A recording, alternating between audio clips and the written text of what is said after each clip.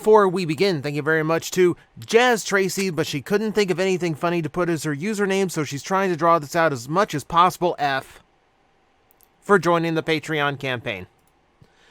It is always appreciated when I get something that ludicrous and that weird to actually shout out. Thank you very much for doing so. I do appreciate the support, as always.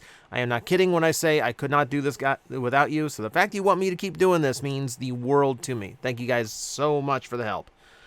Alright, we haven't done a Here's 10 in a bit, so I thought it was overdue, and this one is actually a Patreon request as well. So, amongst all of the Patreon requests that I have to do, one of them was a top 10 for my favorite movie characters, and originally I wanted to keep this to strictly Transformer characters, but let's be honest, the live-action movies have never really been great at depicting Transformer characters as characters. So, a few humans do sneak into the list. Now, keep in mind, this is just all personal preference. I know there's going to be characters on this list that I'm either leaving out someone I didn't think about, or someone is going to be on this list that you personally do not like. That's what opinions are for. So, hopefully it is at least a balanced list, and hopefully it suits the patron's request. So, without further ado, here is the top 10, or at least here's 10 of my favorite Transformer live-action movie characters, and we are going to start where we always start with number 10. I will admit this one is a guilty pleasure. I think number 10 on any top 10 list, I think that is your freedom to just put whatever you want, regardless of whether it makes any kind of sense or not. So, I'm going to put one in that I personally like, but I know is not the most popular of movie characters, and I'm giving it to Cade Yeager. So here's the thing. I think a lot of reasons why I liked Mark Wahlberg's character here is because he is so different from Shia LaBeouf's. He feels like he belongs in an action movie setting. He actually feels like an action movie hero.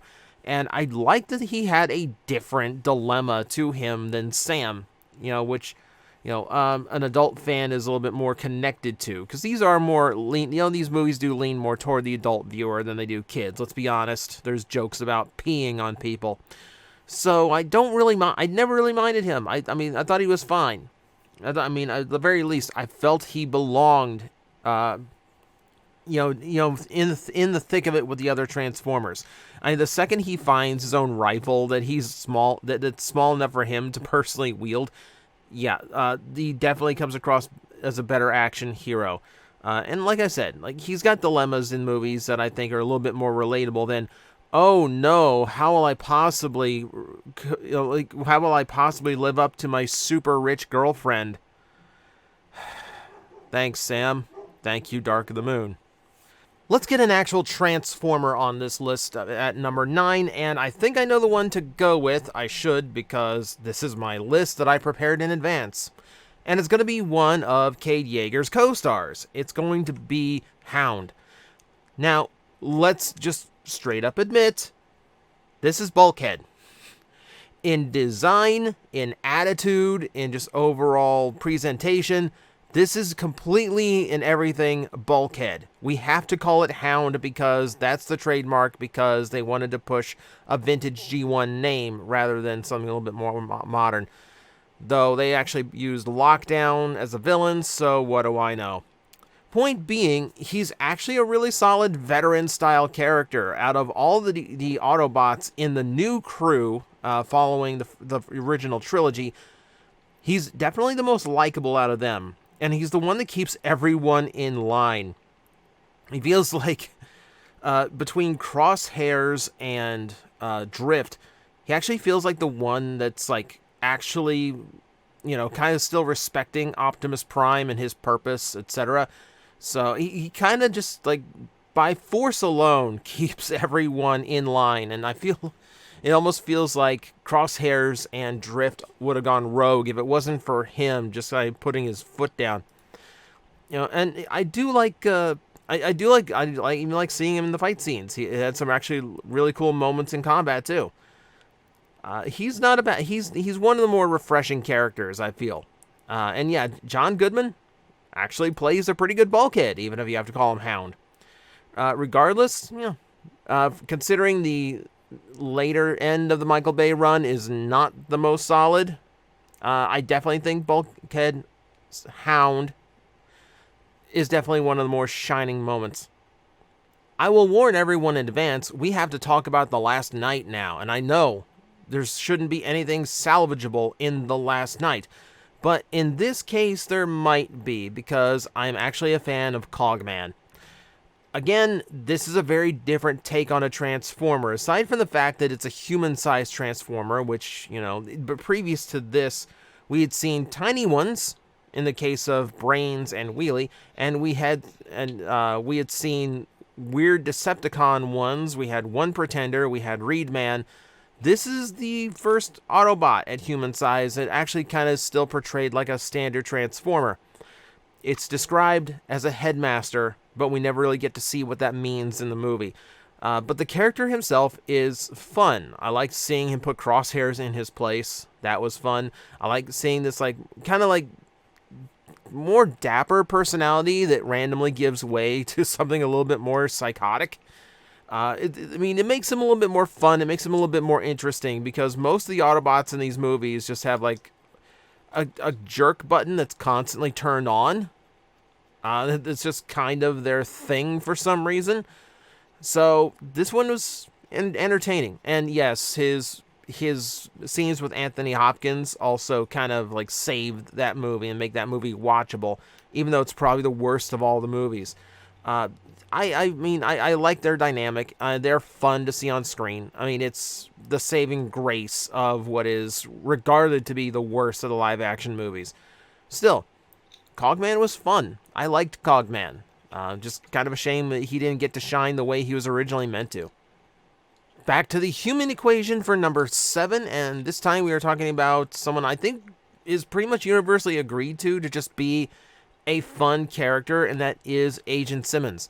So going from just the very stern government agent who constantly gets dunked on, the aforementioned peeing joke being the top of it, he's definitely one of the characters that becomes the most endearing as he becomes more ally-centered. And also, he's just having fun. Out of any of the characters in these movies, he feels like he is having the most fun out of the entire cast. It's like he knows he's in schlock. He knows that this is not going to be a great movie, so he's just hamming it up and having a good time. And Primus bless him for it. He's just fun. He's just fun. He might be higher up on this list if some of his later portrayals hadn't been some of his times his portrayals can be a little bit more on the annoying side. But for what it is, if I'm judging it by just an overall balance, yeah, I think Simmons is overall on the good side of that balance. So yeah. He is a fun, random element to have. He's always a welcome sight in these movies. We haven't gotten any villains into this, and that is largely because most Decepticons in a live-action movie are just snarling monsters. So we need to go to someone who got to shine a little bit more, and who actually got to show how good of a bad guy he could be. Enter Lockdown. This was amazing to see, not only because he was not only a rogue agent, because he wasn't Decepticon aligned, he was very mysterious in Age of Extinction, but he was also extremely effective, just as a villain. He actually managed to beat Optimus Prime soundly and capture him, which is how they wrote Optimus Prime out of the movie, so the movie didn't end too fast. Point being, he's a really good character. At least as a villain, he was definitely the best we had to this point. He was powerful, he was menacing, and he was efficient. First thing we got to see him do was destroy Ratchet, which is, you just in a movie series where they don't really shy away from killing off characters, to take out a character that had survived 3 movies. Okay, fair enough. You've actually got something behind you. Very good Lockdown. Commanding some minions as well helped up his menace a little bit too. He falls into the same trap of most of the movie villains. he's answering to somebody else and ultimately gets defeated and destroyed way too easily. But for what he is, and for as long as he lasted, yeah, really solid villain. Really effective villain. I just wish he hadn't turned his tractor beam on, because it padded the movie out 20 minutes it didn't need to. I'm going to admit, this list, if I'm being entirely honest, could have just been plastered with characters from Rise of the Beast, because the movie did such a good job of actually portraying characters, including the Transformer characters. So I really tried to stray away from that. I tried to be honest with myself about the entire list, but the one I have to include is our Optimus Primal. When they announced Ron Perlman as the voice actor, I was so worried because Perlman's delivery and performance of Optimus Primal for the Machinima series was so flat and wooden, and I was dreading hearing that in live action, but Primal actually shined really well. I like that he was actually given a backstory that made him more sympathetic. I like that he was shown to be something of almost a more heroic take on Optimus, because he actually had trust and good relationship with humans, and he was more connected to Earth itself, and he actually had more of a sense of duty than Optimus Prime did for most of this movie. He showed what Optimus Prime should be. And just having a backstory that gave him an air of tragedy, as well as having to do what he did to AirRaiser. He went through it. He went through it, and he still portrays himself as the hero who has to protect the Earth. This is far closer to how I wish Optimus Prime was portrayed in the movies. And it was good to see, even if it had to be a Primal who actually did it. So yes, very enjoyable character. And certainly my favorite of the Optimuses in any of these live-action movies. One last dip into the human side of things, and you really, really should make this, you should really expect this at this point. We gotta talk about Charlie from Bumblebee. We already know Bumblebee is the best of the live-action movies. It's where the characters shine the strongest because there are so few of them, because it tells a character story rather than a big action-adventure story. And Charlie is a far more believable human character than anyone else that has portrayed. Now, I do like Noah.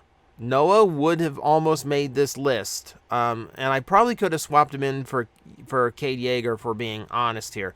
But I'm tempered on Noah a little bit because it really is the other half of his equation that makes him shine so much.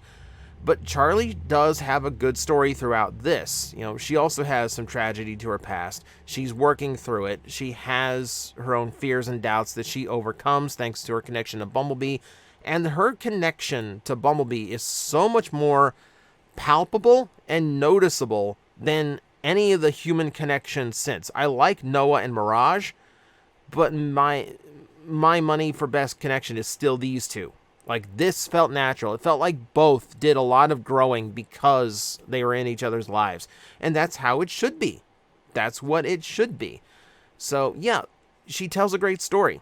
And she's a great foil for Bumblebee, who at this point desperately needed some level of characterization to him in these live-action movies.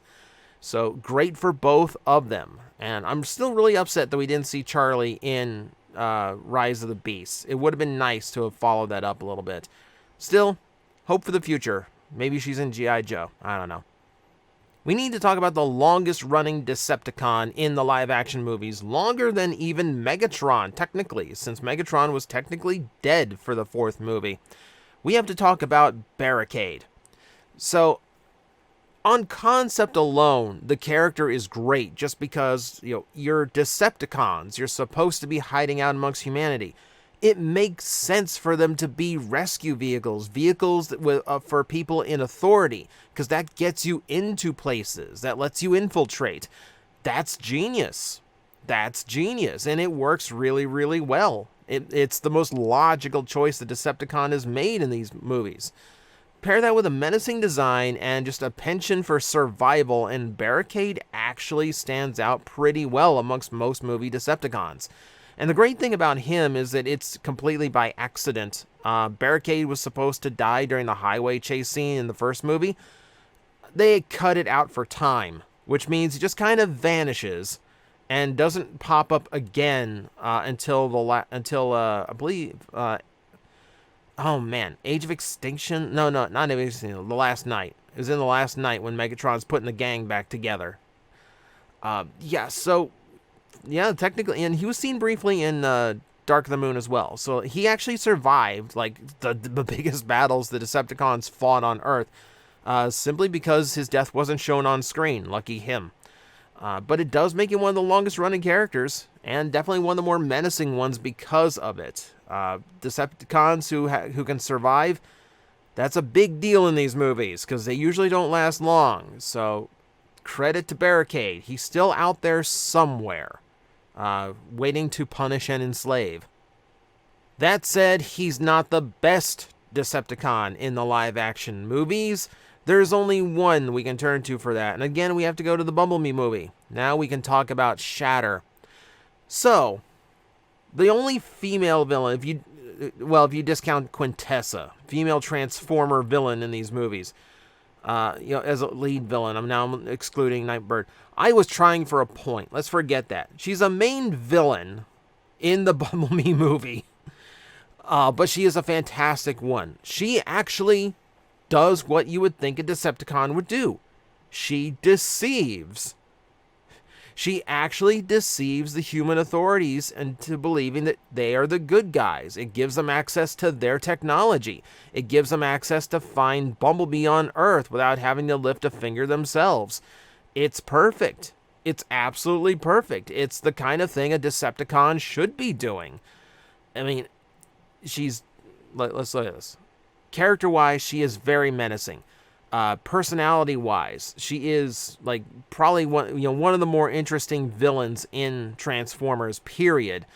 And she's just smart. She's portrayed as a really smart villain who does Decepticon things. She is a Decepticon that gets to act like a Decepticon and not just some bloated action movie monster. This is exactly what Transformers needs in its live-action villains, and it's kind of a shame that I'm losing track of them all now. Rise of the Beast did not really learn from that.